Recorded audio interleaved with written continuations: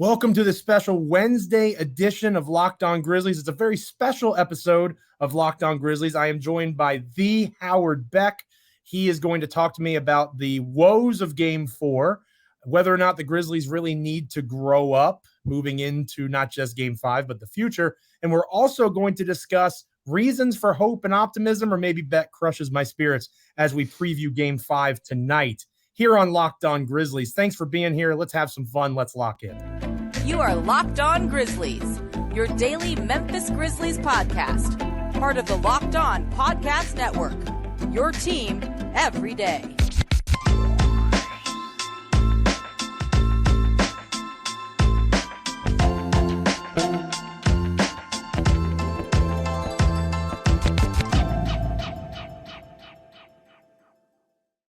Hey there, everybody, and welcome to another wonderful episode of Locked On Grizzlies. I am your host, Joe Mullinax.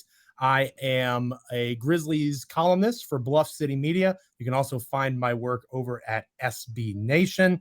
And I'm joined, you'll notice this is not DeMichael Cole of the Commercial Appeal in Memphis, Tennessee. This is a very special episode. Not that DeMichael's not special. If you follow Locked On Grizzlies, you know that I love DeMichael Cole very much. But DeMichael has been traveling. He's been busy covering the Grizzlies for the Commercial Appeal. So I have a special guest for us for this Wednesday Game 5 edition of Locked On Grizzlies that I'll better, more formally introduce here momentarily. But first, I want to remind you that we are proud members of the Locked On Podcast Network, your team each and every day. We are free and available wherever you get your podcasts. You can also check us out over on YouTube, like, comment, rate, review, subscribe, all those fun things. You're more than welcome to continue to make us a part of your NBA and Memphis Grizzlies content experience. This episode of Locked On Grizzlies is brought to you by Game Time. Download the Game Time app, create an account, and use the code LOCKEDONNBA for $20 off your first purchase. Last-minute tickets, lowest price, guaranteed. I am joined again on this special edition of Locked On Grizzlies by the wonderful Howard Beck. I'm doing my best to reserve or resist the urge to say what up, Beck, as other podcast hosts might do. He is a wonderful NBA writer, currently a contributor to GQ Sports, but he's also a wonderful contributor to the Locked On Podcast Network. We are very excited that he's a part of it, and I am very excited that he is with me for this special Wednesday Game 5 of Grizzlies-Lakers edition of the show. Howard, thank you so much for being with me today. Yeah, great to join you, Joe. Thanks for having me. Appreciate it. Absolutely. I know you're a busy man, so we'll jump right in. I was not able to join DeMichael on the Tuesday edition of the program because he recorded it after Game 4, and I live on the East Coast, and I'm old and washed, and I was not able to, staying up till 2 a.m. just to watch and do our Locked On Now videos. That was a challenge for me. So DeMichael took care of the Tuesday edition, but I'm curious, Howard, after listening to that show and how DeMichael viewed the situation with Dillon Brooks, which we'll talk more about here later in the program, how that game went. It felt different to me, Howard, because it was a situation where, in Game 1, it got out of hand real quick, right? Like at the end there, it looked like more of a blowout than it was. Obviously, in Game 3, the Grizzlies have the atrocious first quarter, heard round the NBA world. Game 4 felt different because they had hope. It was a competitive basketball game, and it was for the first time where you saw, even though he wasn't able to do it consistently, all the talk from people throughout the beginnings of the series about LeBron James this and LeBron James that, you hadn't really felt it until Game 4. And I think, at least for me as a Grizzlies media person, Grizzlies fan, whatever you want to call me, that hurt more because it was the first time where you saw, oh crap, they've got LeBron and we don't. Yeah, it's interesting because we're at this stage of LeBron's career where the aura of LeBron, the mystique of LeBron, the gravitas of his name, the mere presence of him on the court, when you see the lights go on and there he is possibly outpacing the actuality of LeBron, right? Like, yes. He is 20 years in. He is 38. He doesn't have quite the explosiveness that he once had. But the fear factor, I think, is still there. I mean, Dillon Brooks might disagree until he doesn't.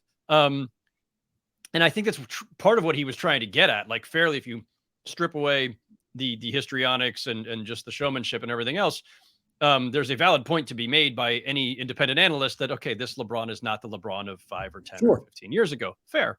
But occasionally that LeBron shows his face. And occasionally that LeBron is going to kill you.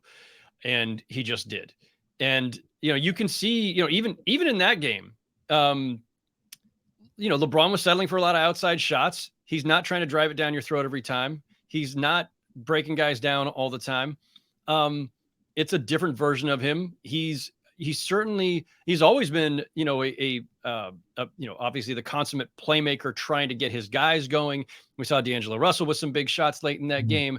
And this is a team where ever since LeBron and Anthony Davis got together, the idea has been to have a gradual transition of sorts of baton passing.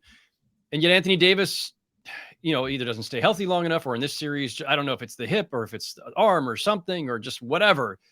Anthony Davis has not been able to carry the thrust for the Lakers. And so LeBron had to. All that said, it was a tremendously impactful performance by LeBron.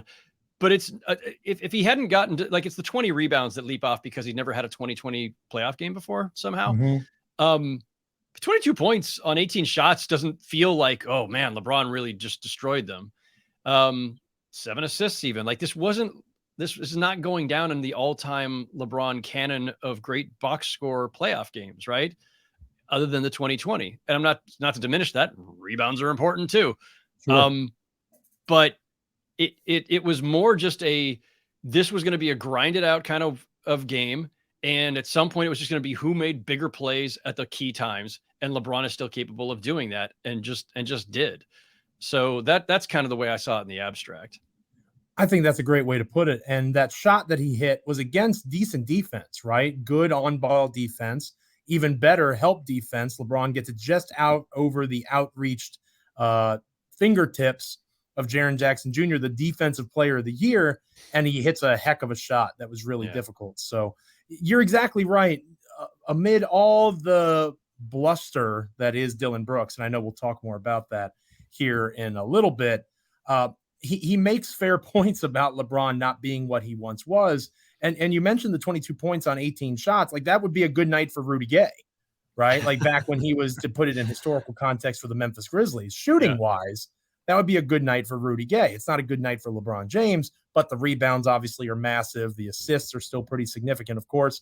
And he made the plays when the Lakers needed him to make them, and that made all the difference in the world.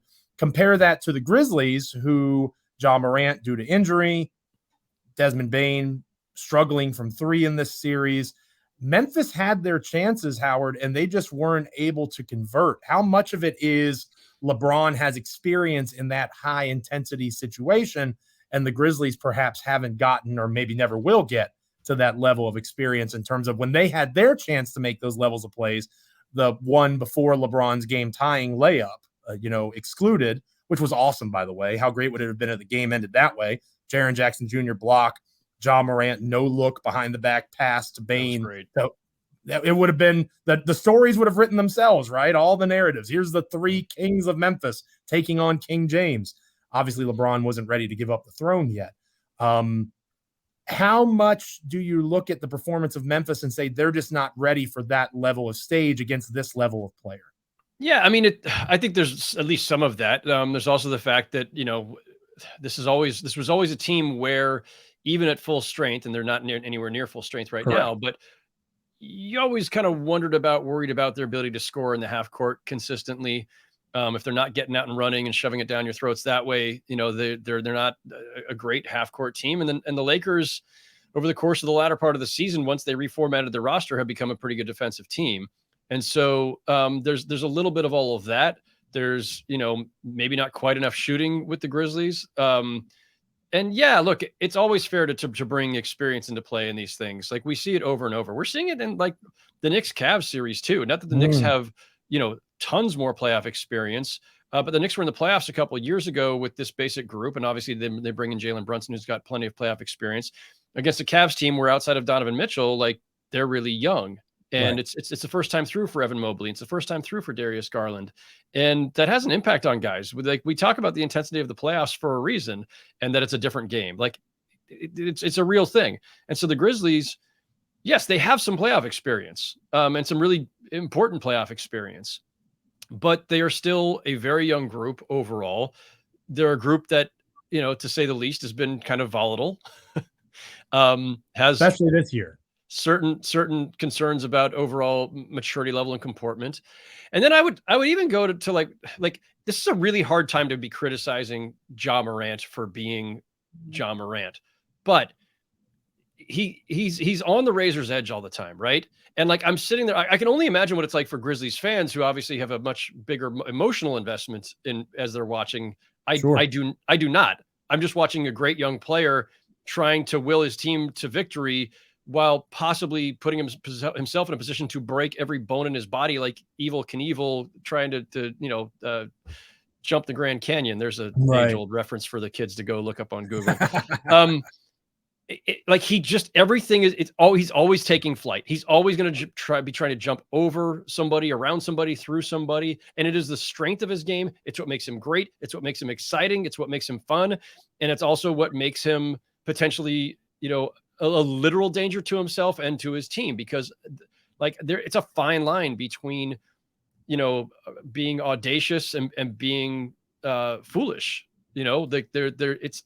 It's I'm telling you, like it's the razor's edge that he's on all the time. And there was that one late in the game last night, I think it was fourth quarter, where it was the one I think he tried to go over LeBron, right? Mm-hmm. And it was that really scary fall, and he was fine. And then earlier in the game, of course, he landed right on his injured hand. And at that moment, I wasn't sure he was going to last the game. So this is why I say hard to criticize. All the admiration in the world for what he does and the way he plays, the ferocity with which he plays, all the respect in the world for the fact that he's playing through what's clearly a really tough injury. And that he was shooting at times pretty well. Like, I don't think his shooting numbers overall were great, but especially early on when you thought like he can't even keep the ball. He can't even, like his handle is gone. Right. He has figured out a way to still have decent ball control and to hit some shots. But the line between when he's helping and hurting his team and his own cause is really thin right now. And it always was, but even more so given the injury.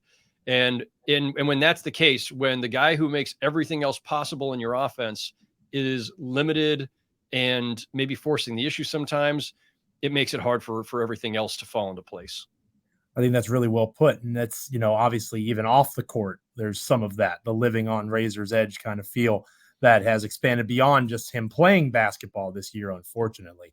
We'll talk more about Ja Morant and Dillon Brooks and how they interacted with the media after Game 4 next here on Locked On Grizzlies. But first, this episode of Locked On Grizzlies is brought to you by Ultimate Pro Basketball GM. This game is addictive, Howard. I don't know if you've given it a shot yet or not. I highly recommend that you do. It's one of the coolest games I've played in a long time. I've always thought I could be an NBA GM. It turns out it's not all that easy.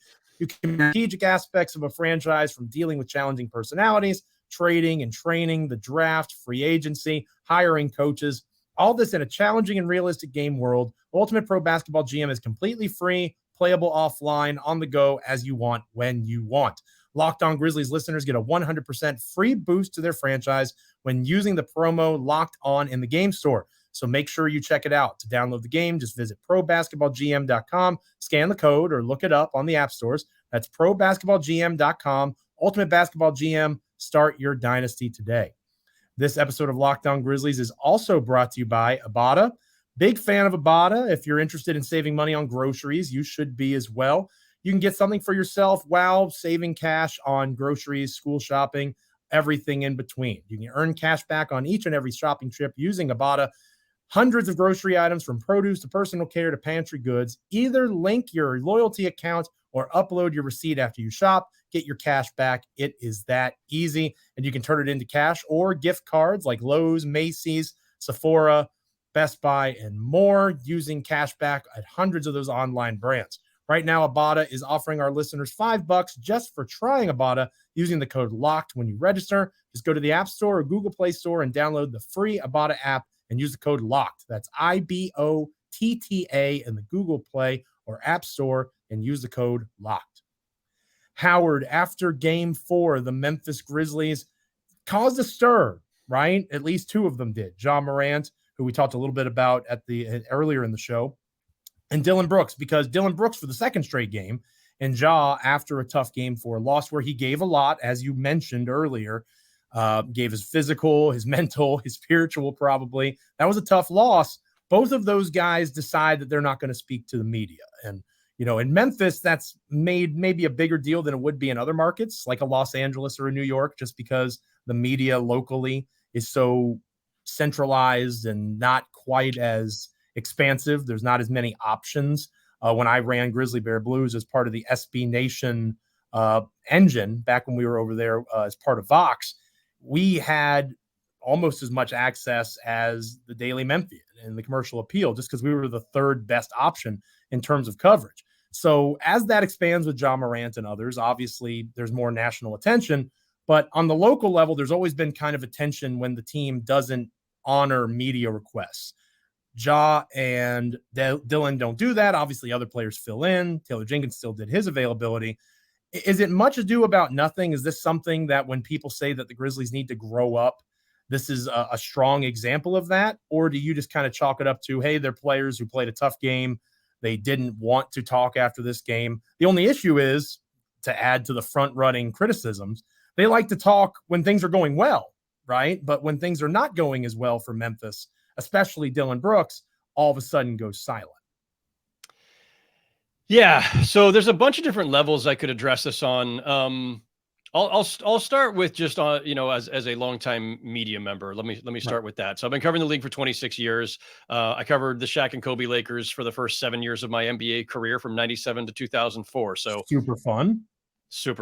3 championships, 4 finals in the last 5 years that I was there. And by the way, not always happy times. Like, they won a lot of games, but they also had a lot of controversy and a lot of infighting, as people might be aware. And I covered the Knicks for a bunch of years. I've been in New York for a long time. So I've been in 2 big media markets, right? LA and New York. And I've covered 2 major franchises, the Lakers and the Knicks, and a lot of stuff in between, right? So I'll say this. 1, players have an obligation, a literal contractual obligation. It's in the standard player contract. You have responsibilities to meet with the media on a regular basis. There are rules around this. They apply to all players on all teams, whether you're the 15th man or the biggest star on the planet. And it's you're supposed to speak to the media after shoot-arounds, after practices, after games.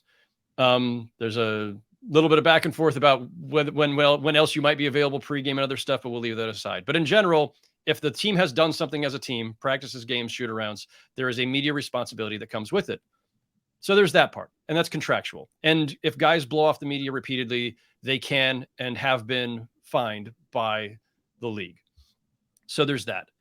So that your listeners and fans understand this, when we in the media go, whether we take to Twitter to note this, or whether you put it in a story that says, player X wasn't available to the media, or player X left without speaking to the reporters, I see sometimes these clapbacks from fans where it's like, we don't care. You're, get out of your feelings, or what. It's not about our feelings, guys. It really isn't. Like, it doesn't change anything for me as a reporter and a writer, other than, I've lost the ability to ask you for your insight on what just happened, good, bad, or otherwise.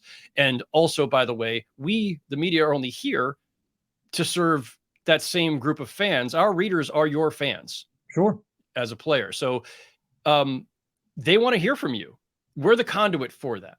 And if you decide not to speak to us, it's not hurting me. It hurts my ability to tell the best story, sure, but I'm not offended by it. It's more just now I'm missing a piece here. And your fans, my readers, are going to read the story and say, well, what did Ja have to say about the loss? Oh, well, he didn't talk. What did Dillon Brooks have to say about about LeBron James going off? Oh, well, it's not there. So there's that aspect of it. It's not about us in the media. We are just the conduit. It's about you, the readers, you, the fans. Trust me on this. And then there's the last piece, accountability. When it comes right down to it, the bigger your responsibility with the team. So this applies directly, especially to superstars, to guys like Ja Morant, to LeBron James, to Anthony Davis, to Kevin Durant, to Kobe and Shaq, to everybody.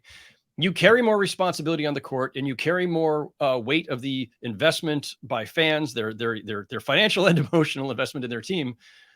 You carry that responsibility, and part of that responsibility is to do everything possible to win games, to keep yourself in shape, to be a professional in all aspects.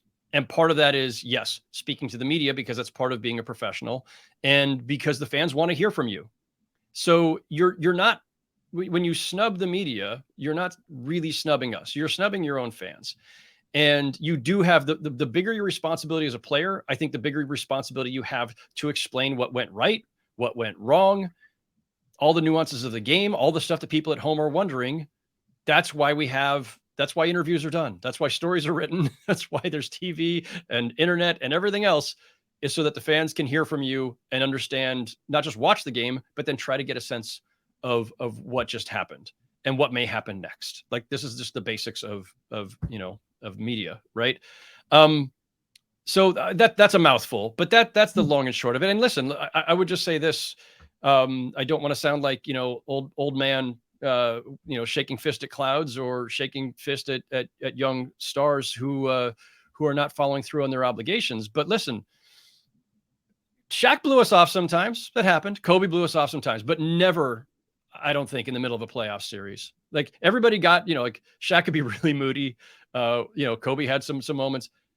I use them as a reference point, partially because, one, they are two of the biggest names of the last, of the modern era. And two, like, a lot of these players, modeled themselves after Kobe, looked up to Kobe, consider him one of their icons.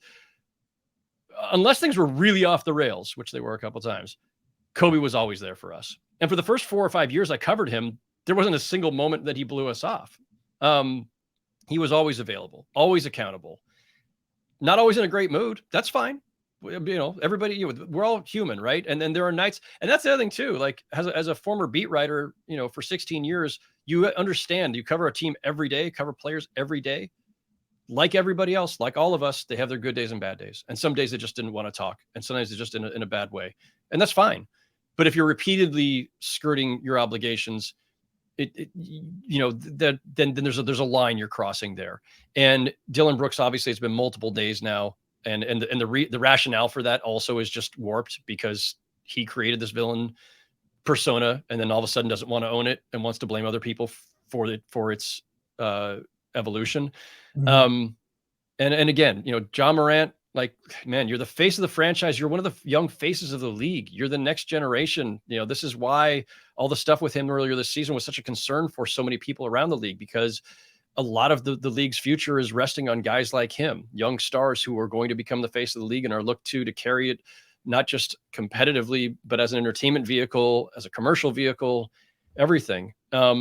So anyway, I've been rambling way too long, but there absolutely is a responsibility that they have, and it's disappointing when you see young stars or young players, period, decide to skirt it.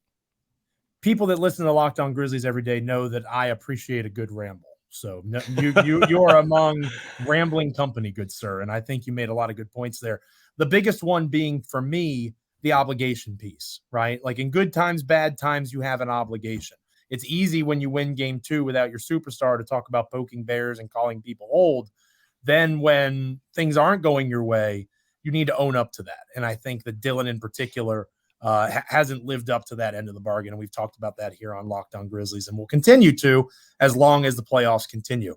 This might be the last night of the playoffs, right, Beck? This might be it for the Memphis Grizzlies. So at least for Memphis, it might be the last night. So we'll talk about game 5 next here on Locked On Grizzlies. But first, this episode of Locked On Grizzlies is brought to you by Game Time.